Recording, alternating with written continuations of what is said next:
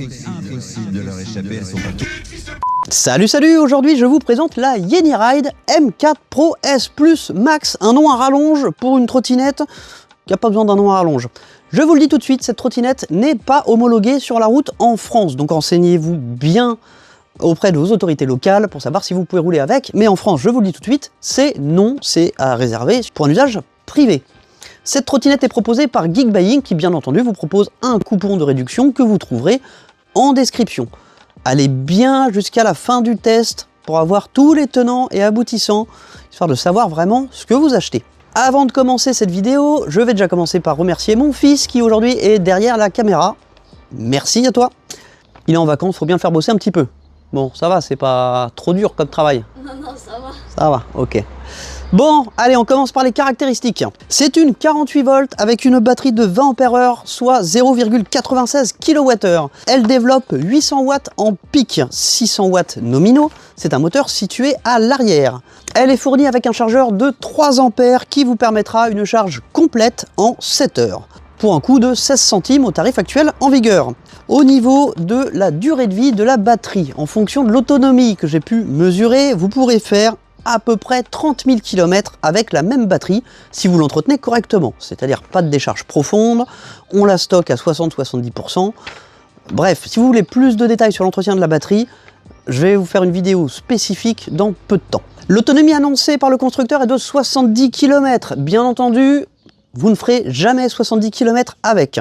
Si vous roulez à 25, que vous restez à 25 km/h, vous pourrez faire un bon 60 km. Un 60 km. En roulant débridé, vous ferez 35-40 km. Il y a mon fils derrière la caméra qui, quand j'ai dit 60 km, a fait des... Bon, il n'a pas tort. 60, c'est vraiment si vous roulez à 25. Elle dispose de 2 freins à disque mécaniques. Alors, c'est des freins vraiment cheap, d'entrée de gamme. Ce sont les étriers Jack qui sont ici, qu'on retrouve sur des modèles entrée de gamme depuis des années et des années. Vous verrez tout à l'heure la séquence de freinage. Je ne vais pas vous spoiler le test. Ce sont des disques de 140 mm et elle est chaussée en pneus 10 pouces par 3 semi-off-road. Ce ne sont pas des jantes qui s'ouvrent en deux, ça veut dire galère pour changer le pneu à l'avant et galère pour changer le pneu à l'arrière. Ce sont des pneus à chambre à air, je précise. Et ben on va passer aux dimensions. Le cintre mesure 60 cm de large. Il est pliable. Alors je vous montre tout de suite comment ça se déplie. On tourne, on tire et on plie.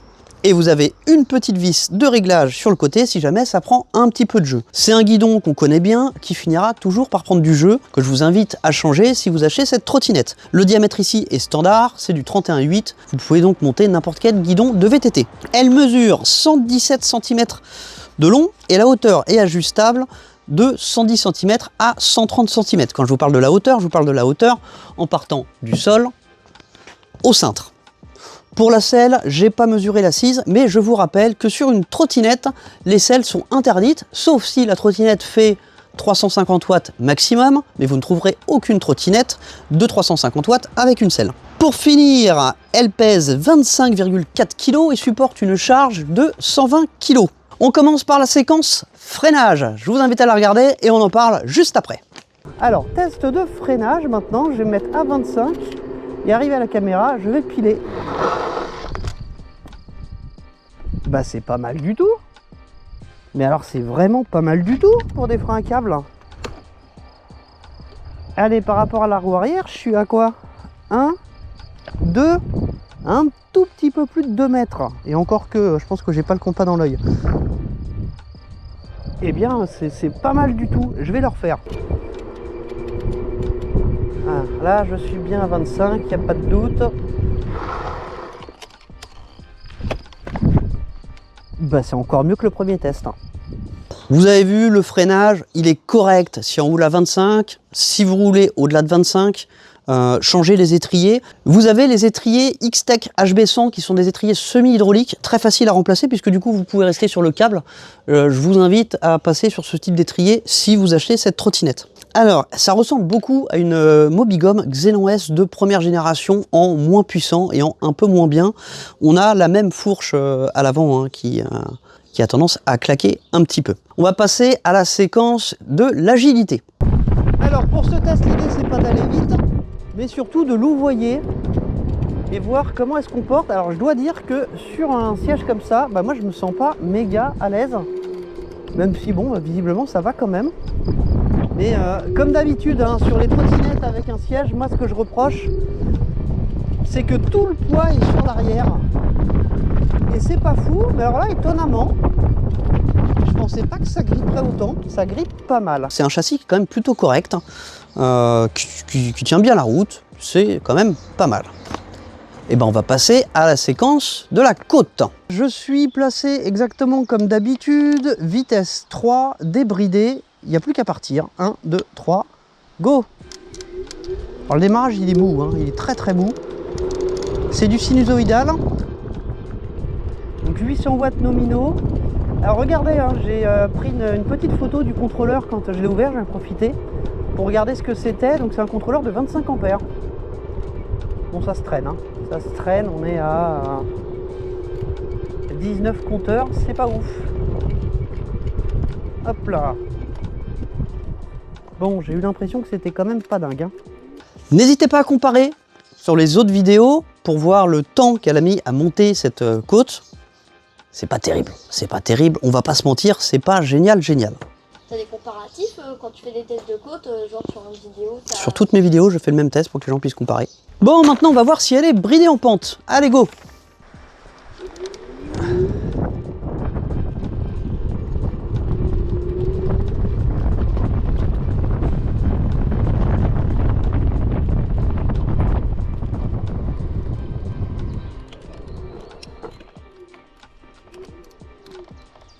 Bon, bien évidemment, elle n'est pas bridée en pente. Allez, on va passer au 0 à 25 et à la vitesse max. On va voir ce que ça donne. On en parle juste après.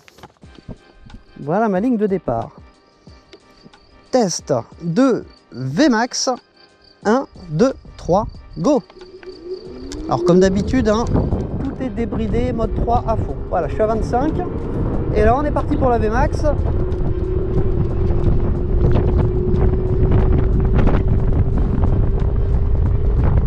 45 au compteur. On verra bien si c'est juste. Je n'irai pas plus vite que ça, je pense. Bon, c'est un moteur de 800 watts en crête. Il ne faut pas s'attendre à des performances extraordinaires, mais en tout cas, on est quand même pas loin de la promesse. Au niveau des datas sur la vitesse GPS, au moment où je parle, j'ai pas encore regardé la télémétrie, donc je vais vous le mettre dans la vidéo et on va voir quelle est la vraie vitesse. Au compteur, elle dépasse les 45. En vrai, je suis pas sûr. Allez, on va passer au pour et au contre et on va commencer par les contres, histoire de finir sur une note positive. Contre, allez, on commence par le cintre. Ce cintre-là, on le connaît bien, c'est le cintre qu'on voit sur la plupart des OEM, ça finit par prendre du jeu, c'est pas terrible. C'est vraiment pas terrible. La suspension à l'avant, cette fourche-là, on l'a connue sur les premières Mobigum, ça fait le taf, ça amortit, mais ça fait un bruit pas possible, c'est pas spécialement efficace, ça prend un petit peu de jeu, c'est pas génial. Le lock, alors le lock, quand on le regarde de près, il a l'air plutôt qualitatif, mais il faut savoir que ça, c'est du plastique, c'est des caches, et qu'en dessous, au final, le lock, il est pas bien épais, c'est exactement le même que sur les Mobigum Xenon S de première génération. Dans les contres, on a ces amortisseurs à l'arrière, alors qui, de visu, ont l'air plus qualitatifs que chez Mobigum.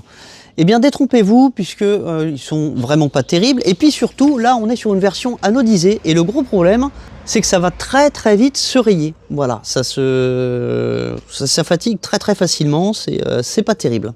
Le garde-boue à l'arrière, c'est pareil. Il est fragile et il casse souvent. On le connaît, c'est le même, hein, toujours que les trottinettes dont je vous parle depuis tout à l'heure. Le freinage est pas terrible. Bon, ça fait quand même beaucoup d'inconvénients. Pour finir, c'est une trottinette qui n'est pas autorisée sur la route, c'est quand même un énorme problème. On va passer au pour, parce qu'il y en a quand même. On a un deck rubber qui se nettoie assez facilement. On a au final un placement tarifaire qui est quand même pas mauvais. Elle est proposée, alors, les prix bougent tout le temps, mais à la louche, je sais qu'elle est à moins de 600 € et avec le code promo, dont j'ai pas le montant au moment où je tourne cette vidéo, je pense qu'elle sera aux alentours de 500 €, ce qui est quand même plutôt correct, si on part du principe qu'on peut rouler avec. On va passer aux comparaisons. Je vous mets une petite liste juste ici de modèles comparables. Alors vous allez voir, il y en a quelques-uns et c'est pas spécialement la mieux placée. On va passer aux notes. Alors les notes, je vais pas vous les faire une par une. Je vous les présente, elles sont juste ici.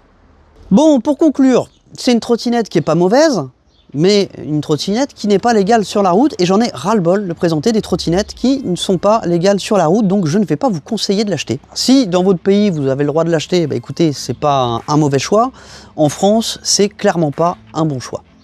Voilà, vous avez mon avis là-dessus, je vous dis à très bientôt pour une prochaine vidéo. Salut, salut!